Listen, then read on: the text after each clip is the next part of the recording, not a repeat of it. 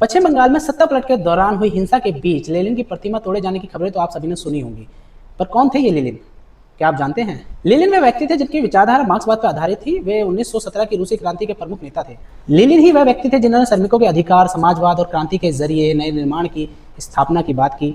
भारत जैसे कई देशों और भारत के कई राज्यों जैसे पश्चिम बंगाल जैसे राज्यों में लेनिन की मूर्तियों का प्रतीकात्मक महत्व है, क्योंकि वे वामपंथी विचारधारा और श्रमिकों के अधिकार के प्रतीक माने जाते हैं। क्या आप जानते हैं भारत के कई प्रमुख क्रांतिकारी लेनिन की विचारधारा से प्रभावित रहे हैं?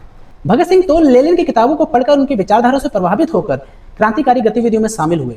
बंगाल में सुकुमार सेन, सरोज दत्ता और विनोय बोस जैसे क्रांतिकारियों ने लेनिन की किताबें पढ़कर उनसे प्रेरणा ली। व्लादिमीर लेनिन सोवियत संघ के स्थापक और रूसी क्रांतिकारी थे। उनकी विरासत काफी विवादित रही। वह कुछ लोग उन्हें श्रमिकों के उदारक और आजादी के प्रतीक के रूप में देखते हैं, जबकि कई लोग उनकी सत्तावादी नीतियों की आलोचना करते हैं। आश्चर्य की बात यह है कि जो लेनिन श्रमिकों के अधिकारों, समाजवाद और क्रांति के जरिए नए समाज के निर्माण की बात करते थे, वही समाज और श्रमिक उनकी विचारधारा को तोड़ना चाहते हैं।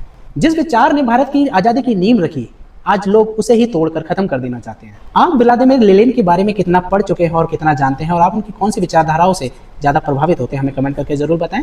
धन्यवाद।